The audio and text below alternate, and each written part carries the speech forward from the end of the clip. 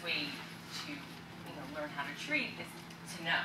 And I agree with that wholeheartedly. And particularly, what I'm going to speak about is that we need to know it from multiple perspectives, including psychological perspectives. So I'm going to talk about psychological factors in chronic pain and then psychological treatments in chronic pain. In order to talk about psychological impacts of pain, I want to distinguish between acute pain and chronic pain. Okay. So acute pain is really an evolutionary privilege. It's kind of our body's innate alarm, our siren, to let us know that something's awry, something's going on. There's a lesion, there's a fracture, etc. Right? It's a mechanism that is beneficial. Right? Actually, my experience with fibrous dysplasia patients, for many of those patients, acute pain is the very, very first symptom that alerts them that something is going on, and then leads them on a trajectory of diagnosis. I don't know if that's anyone's experience here. And then in contrast, there's chronic pain. So chronic pain, what happens is that all of a sudden this evolutionary privilege becomes unfathomable. It becomes something that is maladaptive. So our alarms keep sounding, right? They go on and on and on, but there's no tissue damage per se, right? So chronic pain is this pain that doesn't have a real purpose. It doesn't serve a purpose, like in letting us know that, okay, we have to heal. We have to get treatment. Chronic pain is usually defined as lasting at least 3 months. Certain researchers have different timelines, sort of arbitrary from what I've heard. Some people say that it's, if it lasts 2 to 4 months, some people even say 6. I think it's based on your perception. I think that if you feel that your pain is chronic, then it's chronic. So just to go talk a little bit about history of defining pain throughout time. So our first was the specificity model of pain. Okay, that was Descartes' theory before the 1960s. He saw pain as this simple, straightforward stimulus-response mechanism where you kind of specific pain receptors felt pain, and then these signals went all the way to a specific pain center in the brain. That's not necessarily true, right? So it can definitely help explain acute pain, but when it comes to chronic pain, he falls short. Why? Excuse me. Basically because he failed to integrate the variability of experience. So those who came after, right, Melzack and Wall, the gate control theory, now the neuromatrix theory, this was a shift. This was like a shift in perspective from Descartes' theory, because this took into account subjective experience. So they said that pain was not a result of a straightforward kind of sensory channel that begins with these receptors in the skin and then ends just in one pain center, but that it's more variable. That there are actual neural structures in the spinal cord and brainstem that look something like this. No, not really. More like this. That open and close, right, based on subjective experience. So we have incoming signals at the dorsal horn of the spinal cord that potentially signal pain, right? They're modulated in the spinal cord, conducted up to the brain, but the brain then can actually modulate the way pain is experienced through descending pathways. And there are certain factors which they say open and close these gates, i.e. Increasing the pain signal or decreasing the pain signal. Okay, so conditions that open the gate, of course, include anxiety severe worry, tension, depression, focusing on the pain, boredom, and things that close the gate are medications, of course, but also positive emotion, stress reduction, relaxation, distraction, and being more involved in life activities. So this really set the stage for the biopsychosocial model of pain. And in 1979, just like Dr. Handel mentioned, that the IASP defined pain as an unpleasant sensory and emotional experience associated with actual or potential tissue damage, or described in terms of such damage. And why this is a good definition is because it takes into account the variability. It takes into account the fact that pain involves thoughts and feelings. And then a researcher, McCaffrey and Passero, in one of their papers, they said that pain really is whatever the experiencing person says it is, whenever the experiencing person says it does. And I find that a poignant definition also speaks to the subjectivity and mystery surrounding pain. So, acute pain, of course, still exists, right? And especially in fibrous dysplasia, with the onset of new fracture and new lesions, right?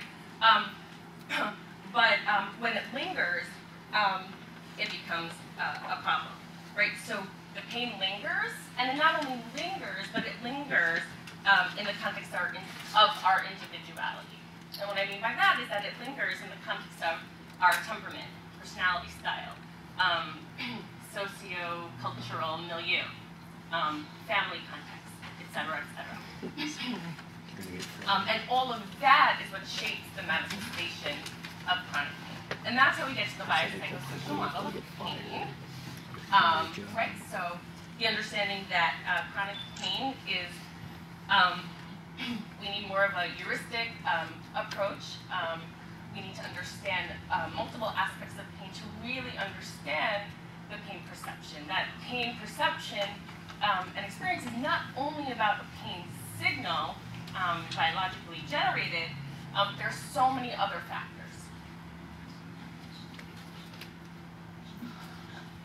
And actually, just to note that I think this can be reflected a little bit in the fact that even though in childhood there are more lesions, experience more lesions, etc., adults with fibrous dysplasia actually report feeling more pain. And I know there are so many mechanisms that I can't even begin to understand or explain, but I also think that this is because when we grow up, we also start to get in our own way more. And so I think that we have all this meaning that we project onto what's going on, and that increases the pain signal. Again, that's just a thought. So again, chronic pain is not just the result of biological and physical factors, but of course psychological factors, our emotions, our thoughts, behaviors, and also people's responses to our pain. So very, very important to treat from a multimodal perspective because psychological difficulty has been known to increase pain severity, right? It increases the disability associated with the pain. It fosters the maintenance of pain, decreases response to treatment, and interferes with rehab. And this is true not only for rehab of pain, but in general, psychological difficulty can interfere with healing in general, overall. So in terms of just the healing from treatments for the fibrous dysplasia. Okay, so with this new understanding comes new treatments, right? So of course we have the medical approaches, but then we also have psychological approaches, right? Because if pain is an experience that is a result of multiple factors, then we have to treat all those factors, right? So the drug, the surgery will only help the biological pathophysiological mechanisms. So, CBT. Has anyone ever heard of cognitive behavioral therapy? Okay. So based on the idea that, I'm not sure what that is, based on the idea that, little battery? based on the idea that there's an event that, Oh, the recording device. oh, the recording device, okay. Thank you.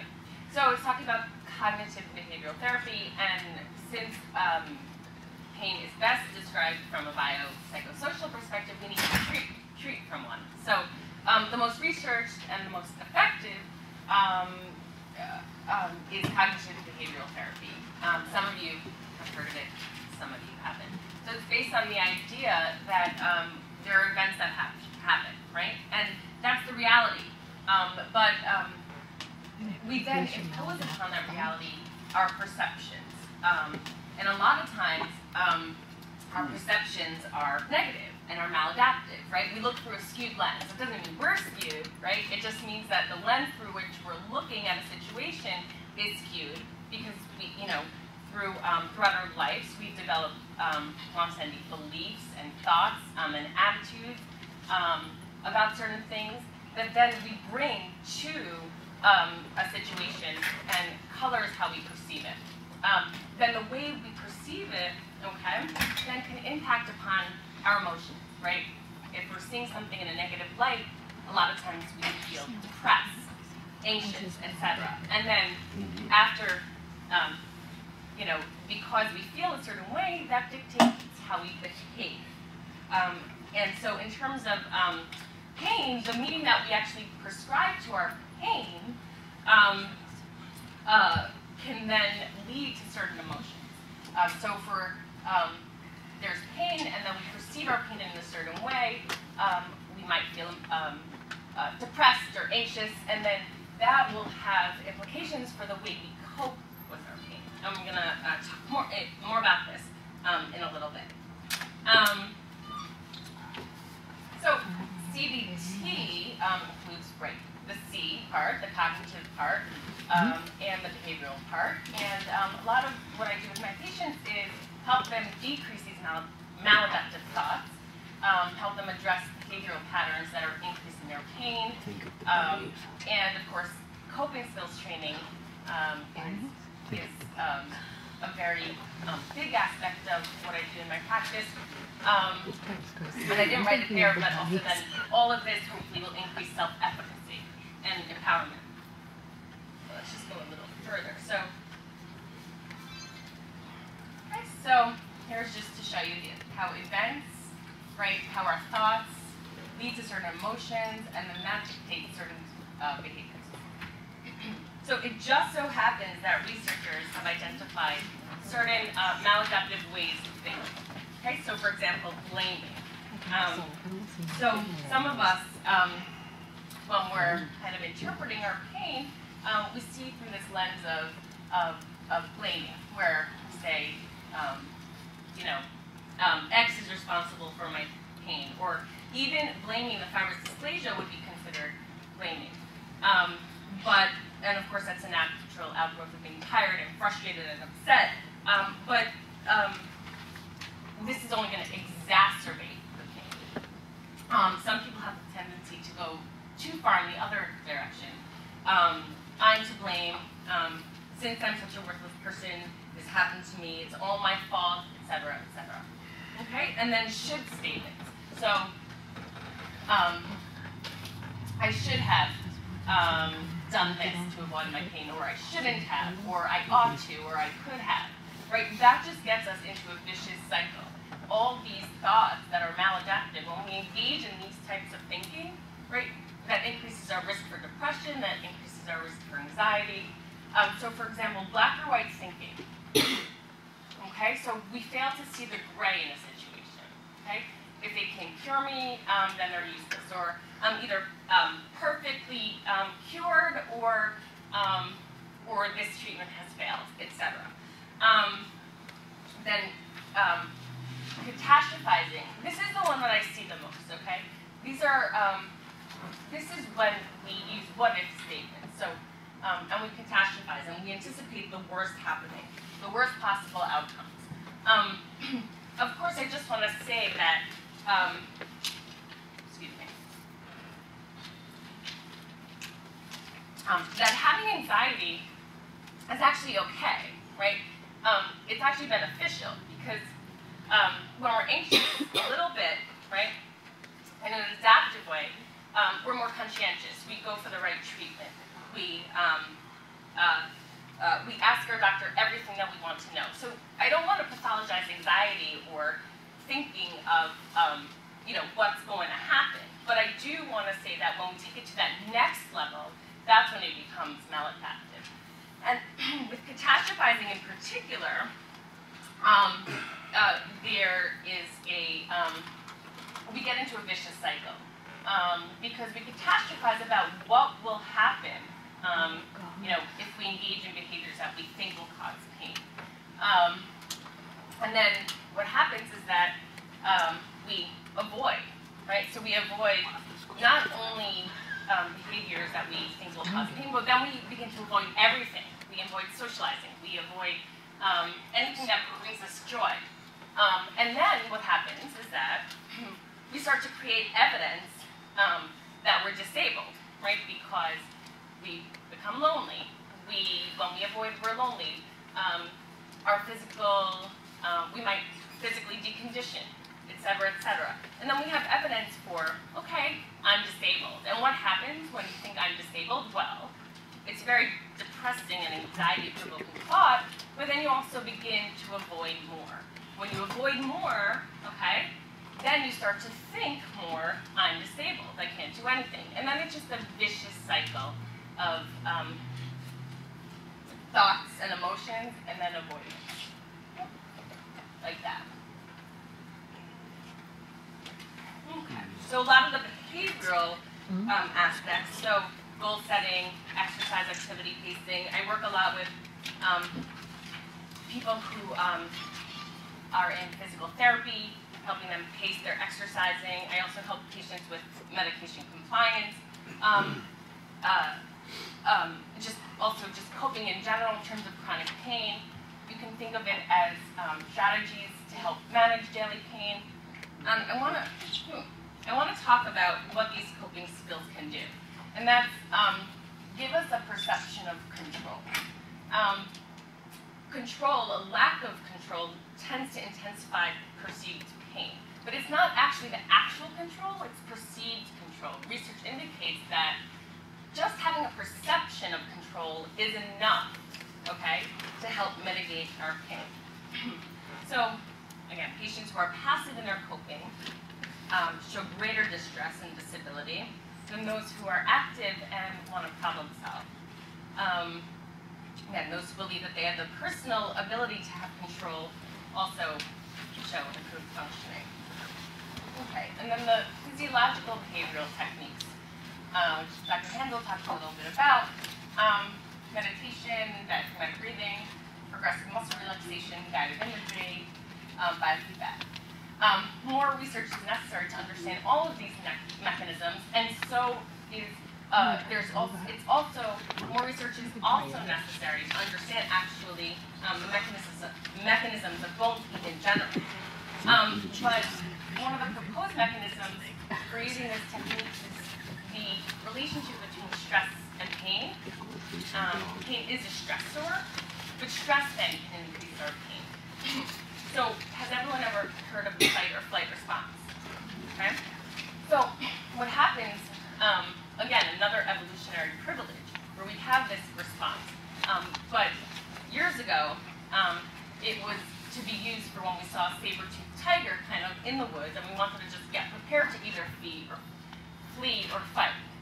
But what happens when there's chronic pain is that this fight or flight mechanism is just goes on and on and on, and our organs are bathed in stress hormones like cortisol, etc. And so what we want to do with these relaxation techniques is actually decrease this autonomic arousal, decreasing this fight or flight mechanism, leading to a more parasympathetic parasympathetic state. I want to talk specifically about mindfulness meditation. Has anyone ever heard of mindfulness? All right. And I put just be mindful in quotes because I think people use the word kind of just, colloquially, just be mindful. But what does that really mean, right? I think we think it means to pay attention in the moment, which is true, but I don't know, I actually love it. All we have is this moment. No, this moment. But I want to talk to you more about what it actually is. And John Kabat-Zinn, who was based out of University of Massachusetts Medical School in Worcester, actually the first application of mindfulness was for chronic pain. And he said that chronic pain is composed of two things, right? We pay attention to the here and now, and we also pay attention with a non-judgmental acceptance. So it's those two things, paying attention to the here and now, and then paying attention with a non-judgmental accepting attitude, okay? And then that follows with two phases. First, we have a concentrated attention phase, where we pick something, a neutral object to focus. Our attention is focused. Okay, we want to focus our attention on a selected object. Most often we choose our breath as a neutral sensation. We just focus on our breath as it goes in, and we focus on our breath as it goes out. What happens is that because we're human, our mind wanders, right? It will never not wander because that's what it means to be human. What we have to do is we have to use attentional control. When we find that our mind wanders, what we do and what I instruct clients to do is just redirect attention right back from what you're wondering about. Just redirect attention to the breath, to the sensation of the inhale, to the sensation of the exhale. And then eventually, because practice makes practice, there is no perfect when it comes to this, there's a receptive attention. You have attention to everything in your field, and you begin to shift from a perspective of what thoughts you're having, what emotions you're having, to just noting that you're having them, okay? It's a little bit hard to explain theoretically, but I think we should do something a little bit more hands-on so that you get a better sense, if that's okay with you, okay? So, again, mindfulness is something that has a rich history, going back to thousands of years, Buddhist principles, but it's been stripped of the religious and moral and kind of spiritual elements, and it's been applied now to psychological interventions. But again, it's something that's kind of hard to describe. So I usually find that it's easier to kind of show. All right. I just want to say also, sorry, that mindfulness is also good because the awareness, when we're in that kind of receptive attention stage, when we're open to everything in our full attentional field, we start to be aware of the subtleties, okay, of our pain. So a lot of us think that the pain is persists to the same degree of severity every day, all day. And we can start to be aware of the subtleties, how there are ebbs and flows. And this can be particularly empowering. Also become aware of kind of the onset of pain, and so we can kind of know that we can employ coping mechanisms at a certain point to kind of nip it in the bud so that it doesn't kind of go and become exacerbated, et cetera, et cetera. So are you ready? Okay, so this isn't mandatory. Just bear with me. So I want you to uncross your legs, sit up straight, close your eyes. And most of us, what we do is we breathe from the chest instead of the diaphragm. And that's kind of shallow. What I want you to do is inhale through your nose, just sucking up the breath from the air, And while you do that, I want you to focus on filling your diaphragm, pushing your belly out. So inhale. Good. Hold it. Now I want you to exhale through pursed lips. All the way. Good. What I want you to focus on is making sure you're exhaling all the way. Okay? You exhale a little bit longer than the inhale. And before each breath, I want you to wait a little while. So let's do it again. Inhale. Hold it. And exhale. And take a second after you've exhaled to gauge how you're feeling. And again, inhale. Hold it. And exhale. Good. And continue this. And you're gonna note that your mind is wandering, because again, minds wander. What I want you to do if your mind's wander is just redirect your attention right back to that inhale, and then right back to that exhale. What I like to do is sometimes encourage people to find a mantra. So not only do you redirect your attention back to that breath, but when you inhale, you think, I am, and when you exhale, you think, at peace. And you can come up with your own, but it's kind of this double distraction where you redirect your attention not only to the breath, but also to your mantra. Just do it a few more times. Inhale, I am.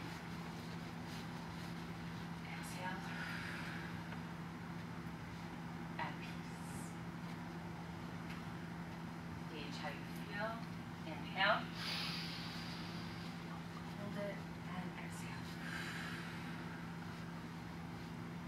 I want you to do that one more time, and this time on the exhale, I want you to let out a big sigh. Inhale, hold it, exhale. And close your eyes, keep your eyes closed. Gauge how you feel. Now here's the part where you're not focusing on anything.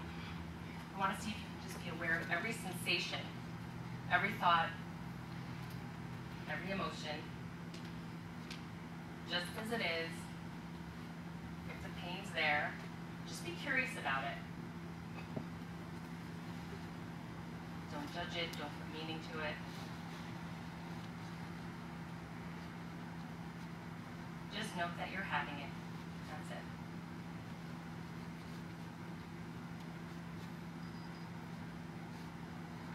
When you're ready, just slowly look down at the floor. Open your eyes.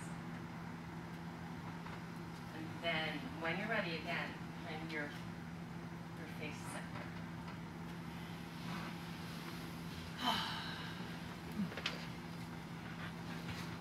Who here feels more relaxed?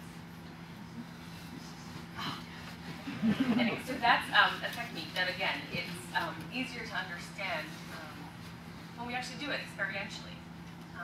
So I often use CBT, which is the cognitive behavioral therapy, where we focus on the content of the thought, we restructure it, we make our thoughts more adaptable.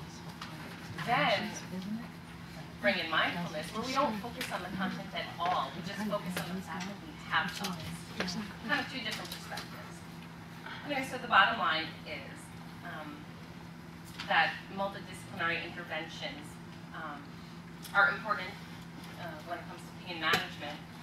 In particular, CBT appears to be the most effective. Again, there's very, very little research about CBT and back pain, and particular fibrous dysplasia pain. I would be humbled to get involved somehow in that research. Mindfulness meditations offers relief, right? It has relaxing effects, also helps us cultivate awareness. And then, for me, the ultimate goal is a psychologist is to help patients live despite the threat of living. Oftentimes, we work with people who you help live despite the threat of something terminal. Okay? But when it comes to a chronic disease, you actually have to live and function and be in this world and thrive. Again, I think that psychologists are an important part of that team, and I look forward to doing more work specifically with fibrous dysplasia patients. Thank you very much.